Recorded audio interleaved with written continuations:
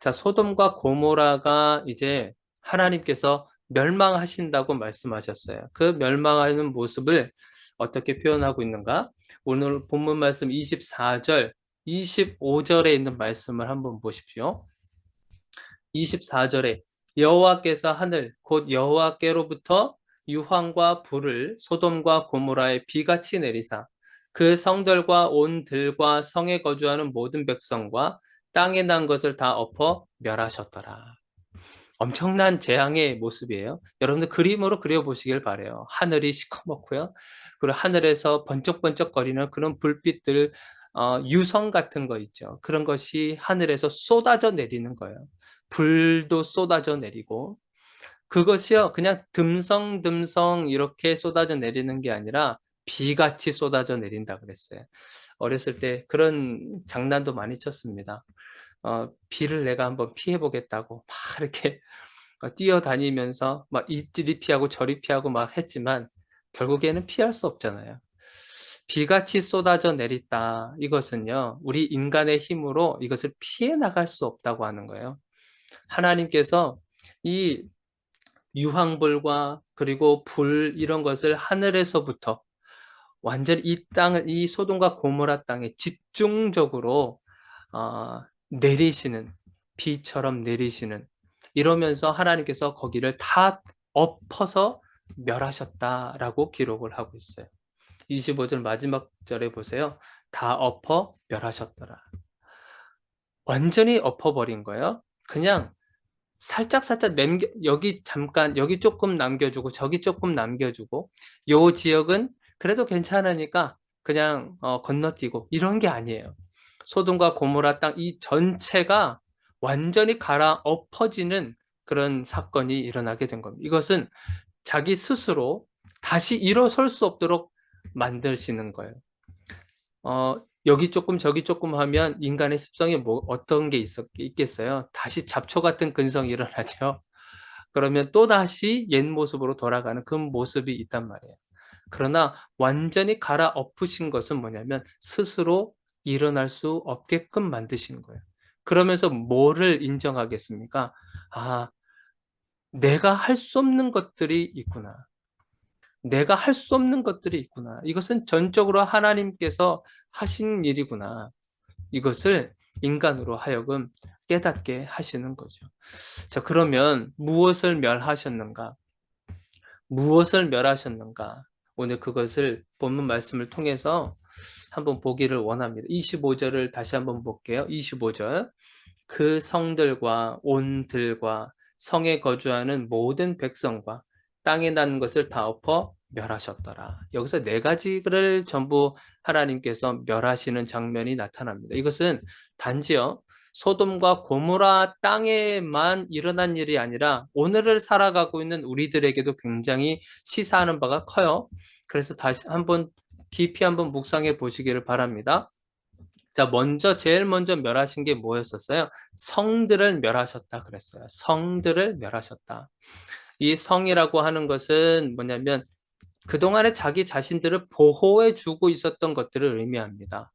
이 성은 사람들이 모여서 살게 되고 그곳에서 거주를 하면서 때로는 성벽을 쌓아가면서 외부로부터 침략이나 이런 것들을 보호해 줄 수 있는 하나의 그런 성의 모습으로 자리 잡고 있었던 겁니다. 근데 그것을 다 멸하셨다는 거예요.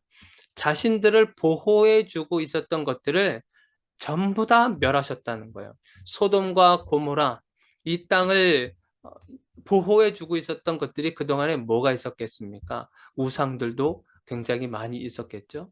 그리고 자신들의 어떤 이런 쾌락과 이런 문란한 것들과 이런 속에서 살아왔었던 그것이 마치 당연한 것처럼 여겨졌던 거죠.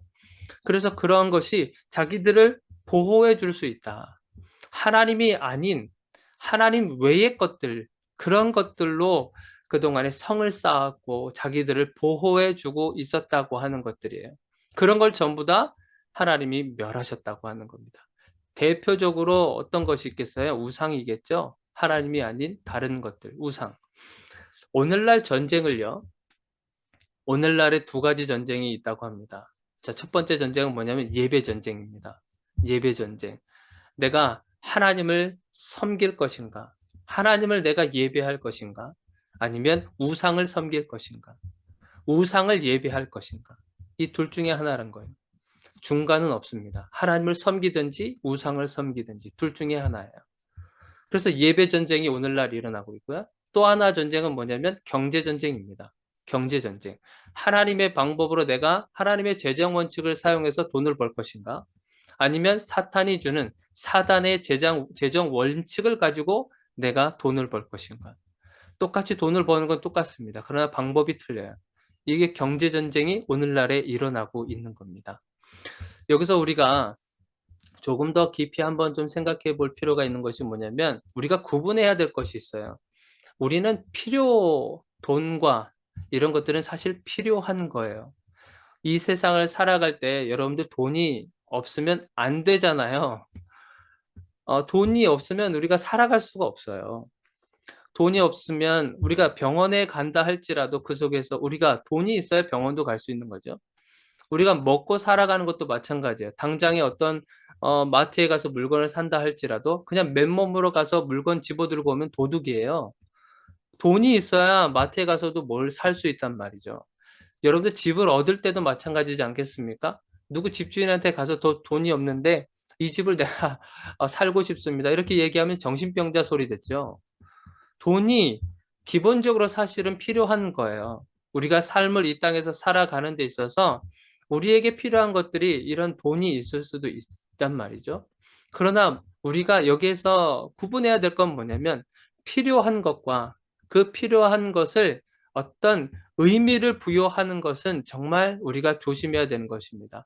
돈이 필요하죠. 그러나 돈에 의미를 부여하는 순간에 우상이 되는 거죠. 돈에 어떠한 절대적인 가치를 부여하거나 의미를 부여하는 순간 우상이 되는 거예요. 예를 들어서 그런 거죠. 돈이 우리를 보호해 준다.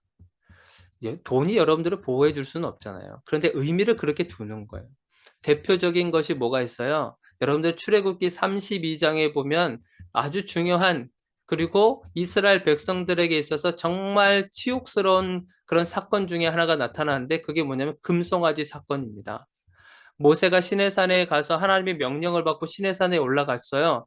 거기서 명령을 받기 위해서 기다리는데 모세가 내려오지 않자 백성들이 두려움에 떨게 되고 그러면서 자기들이 신을 만들어 달라고 아론에게 이야기를 하는 거예요.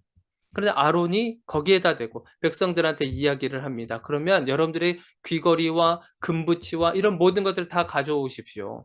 내가 금송아지를 하나 만들겠습니다. 그러면서 정말 그 금송아지를 만들었어요. 금송아지 만든 게 잘못입니까? 금송아지 만든 건 잘못 없어요. 그런데 뭐가 잘못이에요? 그 다음에 나오는 내용이 잘못입니다. 뭐라고 기록되어 있냐면 아론이 뭐라고 이야기하냐면 이는 그러니까 금송아지를 말하는 거지. 이 금송아지는 너희를 애굽 땅에서 인도하여 낸 너의 신이다라고 의미를 부여한 거예요. 금송아지에게 이 금송아지가 너희를 애굽 땅에서 인도하여 낸 너희들의 신이다라고 의미를 부여하는 순간 뭐가 되는 거예요? 우상이 되는 거예요. 우리가 이 세상을 살아갈 때 돈이 필요합니다. 건강도 필요하고요.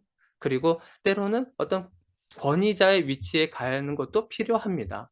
그러나 거기에 의미를 두는 순간 이것은 우상이 되는 거예요. 하나님 외에 다른 것으로 의미를 부여하는 순간에 이것은 우상이 된다고 하는 거예요. 그래서 이 소돔과 고모라를 지켜주고 있었던 어떤 우상과도 같은 그러한 것들을 하나님께서는 가장 먼저 멸하신 거예요. 오늘날에도 우리들에게 시사하는 바가 크죠. 하나님 외에 우리가 섬기고 있는 것, 우리가 의미를 부여하고 있는 것들을 여러분들이 하나둘씩 한번 찾아보시기를 바라요. 나도 모르는 사이에 그것을 우상으로 만들고 있는 것이 있어요. 때로는 어떤 사람은 자식이 될 수도 있고요. 어떤 사람은 돈이 될 수도 있고 어떤 사람은 권력이 될 수도 있고 이제 그런 모습들이 있다고 하는 거죠. 자, 그러면서 두 번째 하나님께서 이 소돔과 고모라에 무엇을 멸하셨는가? 두 번째는 뭐냐면 땅을 멸하셨다 그랬어요. 땅을. 우리 오늘 말씀에 보면 자, 25절에 보니까 자, 그 성들과 온 들과 그렇죠? 온 들과 땅을 멸하셨다고 그랬어요. 땅은요, 여러분들 생각해 보세요. 땅은 어떤 곳입니까? 기본적으로 살아 움직이고 있는 땅은 생명들이 살아 움직이고 있는 것들을 연상하게 만들어요. 땅은요, 거기에서 식물들이 자라고요. 그리고 나무들도 자라고 거기에는 심지어 조그마한 벌레들도 자리 잡고 삶을 살아가고 있어요. 거기 이 땅은 움직이지 않는 것 같지만 그 속에서 계속 생명력을 계속 불러 일으키고 있다고 하는 것입니다. 그런데 지금 이 땅을 멸하셨다고 하는 것은 그 땅의 생명력이 사라졌다고 하는 거예요. 소돔과 고모라의 땅의 생명력이 완전히 죽어 없어진 그러한 땅이 됐다고 하는 거예요. 이것을 갈아엎어야만 다시 살아날 수 있는 거예요.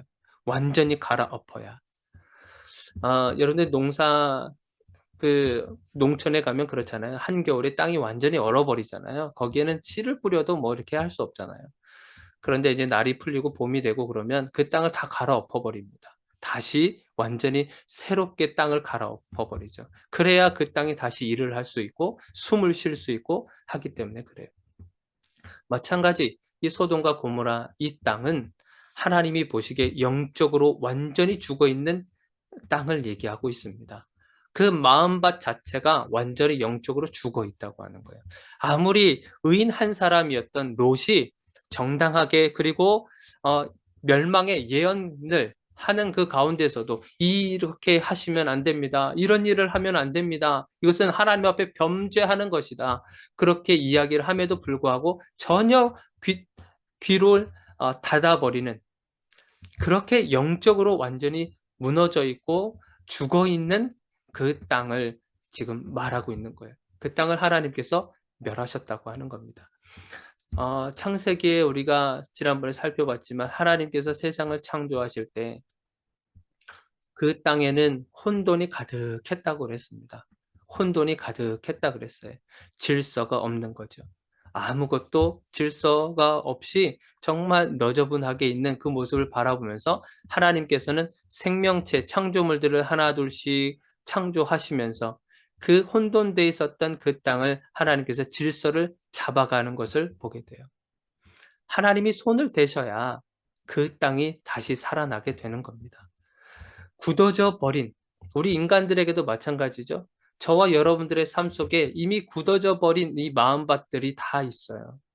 그 마음밭을 하나님이 이렇게 만져주시고 갈아엎지 않으면 우리는 그 속에서 그냥 살아가게 됩니다. 완전 굳어져 버린 관습 속에서 살아가게 되죠. 그런데 하나님께서는 우리의 그러한 마음밭에 있는 그런 땅들, 이런 것을 갈아엎어서 새롭게 하기를 원하신다고 하는 겁니다. 그래서 결국에는 소돔과 고모라, 이 영적으로 죽어 있는 이 땅을 하나님께서는 멸하셨다라고 하신 거예요. 세 번째로 멸하신 것이 뭐냐면 소돔에 거주하는 백성들을 멸하셨다고 기록하고 있습니다. 소돔에 거하고 있는 백성들. 자, 그들은 아까도 말씀드렸지만 롯의 어떠한 예언적인 그 발언에도 불구하고 전혀 아랑곳하지도 않고 돌아서지 않는 백성들이에요. 이미 그 문화에 젖어 버렸습니다.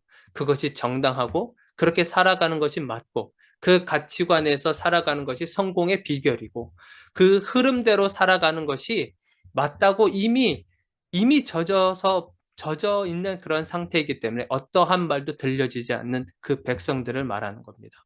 절대 깨지지 않는 그들의 가치관들.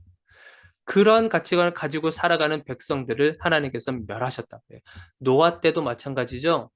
노아가 방주를 만들었을 때 그 모습, 그 당시에 사람들의 죄악이 가득했다고 그랬었습니다. 온 세상에 가득했다고 그랬어요.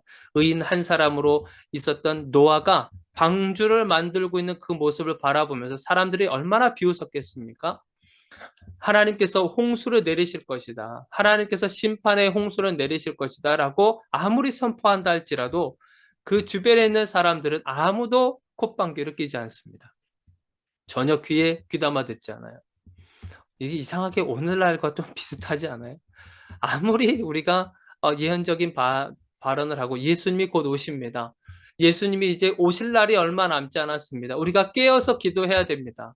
우리가 거룩을 바라보며 우리의 삶을 다시 한번 조명해 나가야 됩니다. 아무리 선포하고 예언을 한다 할지라도 이것을 귀담아 듣는 사람들이 많이 없다고 하는 그 슬픈 사실이 오늘 이 말씀을 통해서 묵상이 됩니다.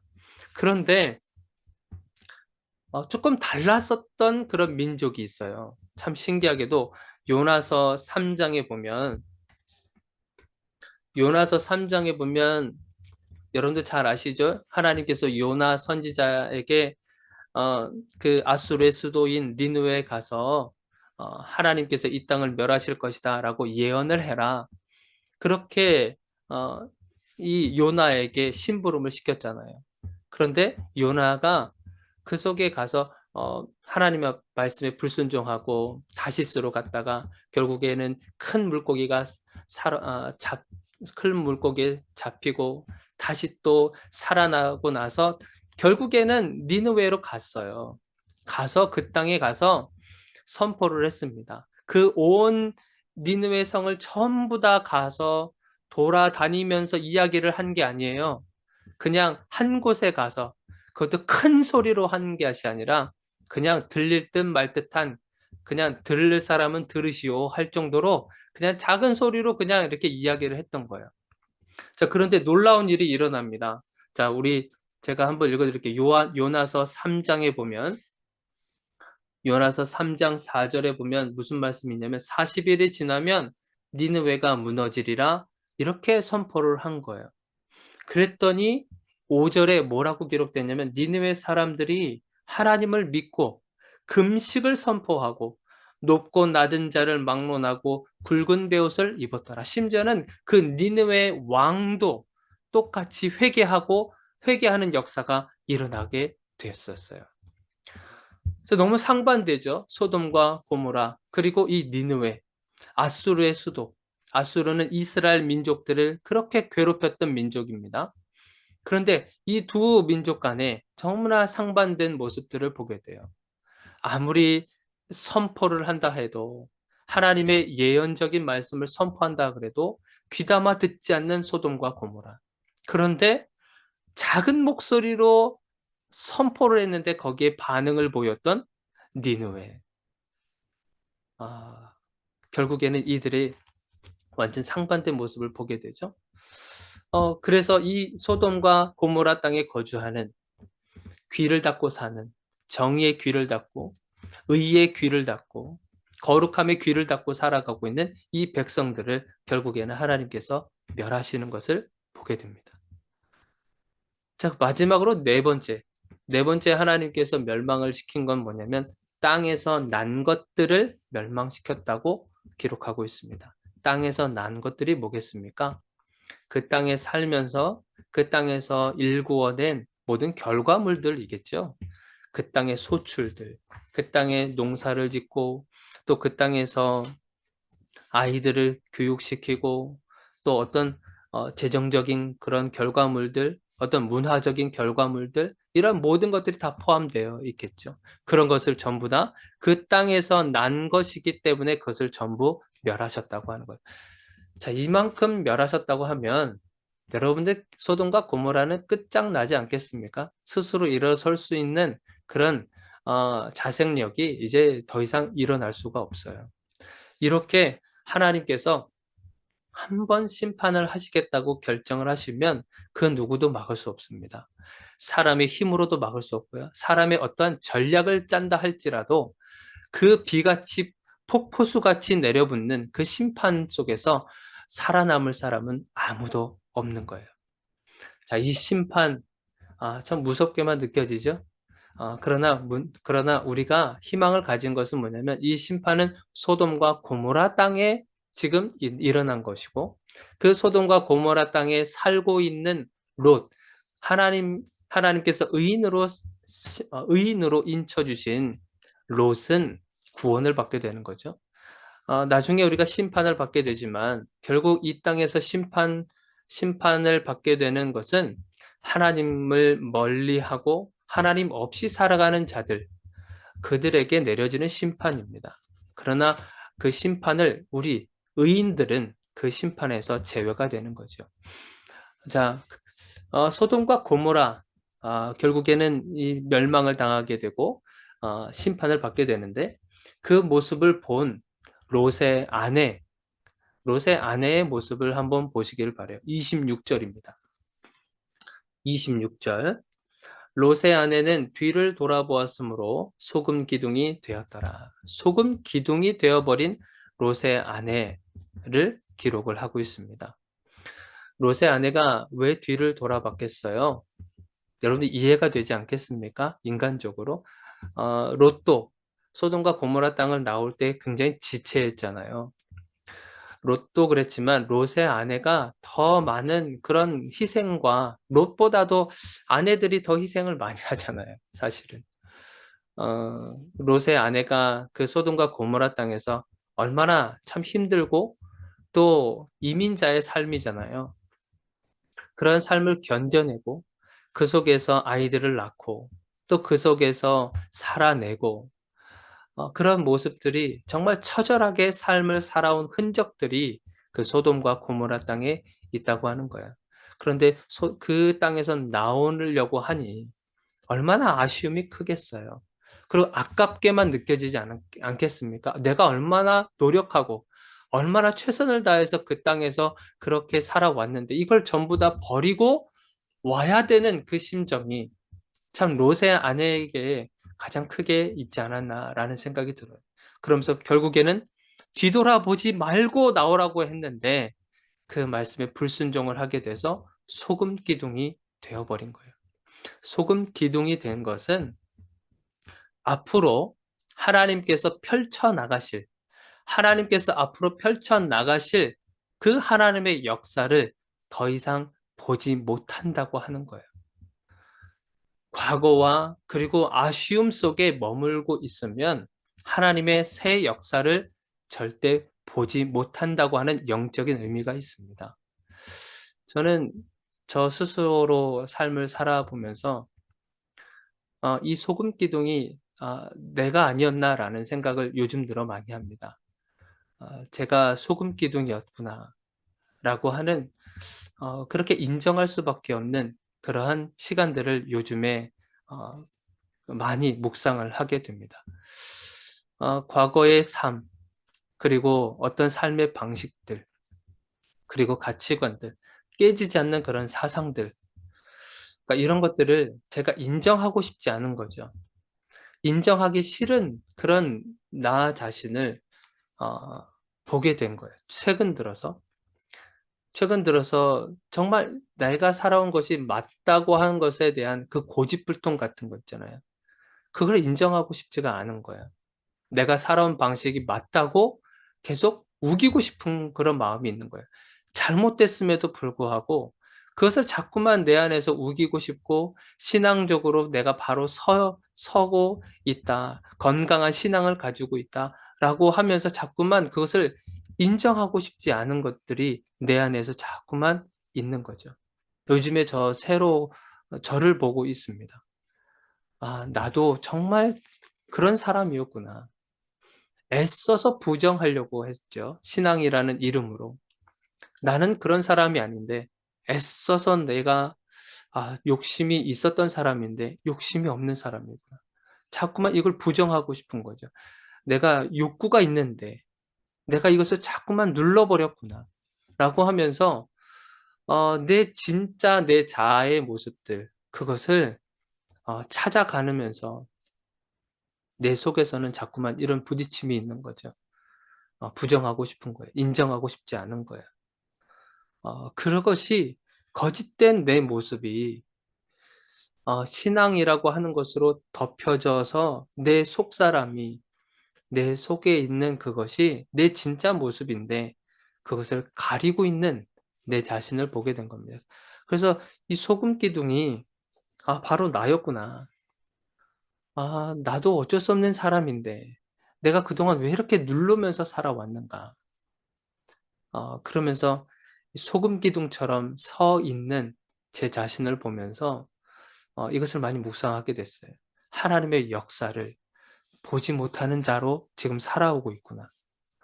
하나님은 역사를 새롭게 써 나가시려고 하는데 지금 소금 기둥으로 변해버린 내 자신을 지금 돌아보게 된 거예요. 그래서 진짜 제 모습에 인정하기 시작했습니다. 나도 욕구가 있는 사람이다. 나도 욕심이 있는 자다. 나도 뭐가 쟁취하고 하고 싶어하는 그런 사람이구나. 그런 것을 인정하기 시작했습니다. 그랬더니요, 무슨 일이 벌어졌냐면 이상하게 조금 불편함이 있어요. 그런데 굉장히 기분이 좋아요. 기분이 좋으면서 뭔가 이렇게 내 안에서 뭔가 이렇게 꿈틀거리는 그런 느낌들이 자꾸만 요즘에 샘솟고 있습니다. 소금 기둥으로 살아온 것, 그거를 발견케 해주신 것이 너무나 감사하더라고요. 여러분들의 삶에 있어서도 하나님의 새 역사를 보시기를 원하시는 분들은 하나님 앞에서 진실한 모습으로 여러분들이 나가시기를 바랍니다. 자, 소돔과 고모라가 이제 멸망을 당했습니다. 그 모습을 지켜보고 있는 아브라함의 모습을 마지막으로 우리가 살펴볼 텐데, 우리 27절입니다. 한번 보세요. 아브라함이 그 아침에 일찍이 일어나 여호와 앞에 서 있던 곳에 이르러. 아브라함이 일찍 일어나서 여호와 앞에 서 있던 곳에서 소돔과 고모라가 멸망하고 있는 장면을 목격합니다. 자, 아브라함이 서 있던 곳이 어떤 곳이냐면 여호와 하나님과 이런 중보하고 있었던, 소돔 땅을 위해서 중보하고 있었던 바로 그 장소예요. 그 장소에서 하나님께서 두 가지 약속을 하셨어요. 첫 번째는 아브라함에 대해서 하나님이 약속을 하셨고, 두 번째는 소돔과 고모라 땅의 그 멸망에 대해서 이야기를 하셨던 거예요. 바로 그 장소예요. 그 장소에서 아브라함이 지금 무엇을 보고 있어요? 소돔과 고모라가 지금 멸망당하고 있는 것을 눈으로 확인하고 있는 거예요. 그동안에 아브라함은요, 계속 하나님의 말씀만 들었단 말이에요. 귀로 말씀만 들었죠. 그런데 그것을 이제 눈을 통해서 보게 된 거예요. 눈을 통해서. 그러니 하나님이 나에게 두 가지를 약속하셨는데, 하나는 나에 대해서였고 또 하나는 소돔과 고모라 그 땅의 멸망에 대해서였던 건데, 지금 내 눈으로 두 번째 약속인 소돔과 고모라 멸망을 눈으로 보고 있는 거죠. 그렇다고 한다면 나머지 하나의 약속, 아브라함 자신에게 하신 그 약속의 말씀도 눈으로 볼 수 있게 됐다고 하는 희망이 생긴 거예요. 하나님의 약속의 말씀이 사실화되어져 가고 있는 것을 지금 아브라함의 눈을 통해서 지금 우리는 확인하고 있는 것입니다. 하나님의 약속은요, 반드시 그것이 사실화될 것이에요. 저와 여러분들을 향하신 하나님의 약속이 반드시 사실처럼 드러나게 될 것입니다. 말씀을 정리하려고 합니다. 소돔과 고모라 땅 이 멸망 사건은요, 단지 이 땅에만 있는 것이 아니라 오늘날 우리가 살아가고 있는 이 시대 속에서도 여전히 연관성이 있다고 하는 것을 잊지 마시기를 바라요. 그리고 하나님은 아브라함을 통해서 24년 동안 계속 약속의 말씀만 하셨는데, 이제는 하나님이 눈을 통해서 그 약속을 사실화하고 계시고 있다는 사실을 여러분들이 잊지 마시기를 바라요. 그래서 결국에는 아브라함은 그 하나님의 약속의 말씀을 받아들일 뿐만 아니라 그 약속이 하나님께서 성취해 가고 있다고 하는 사실을 깨닫게 되는 것입니다.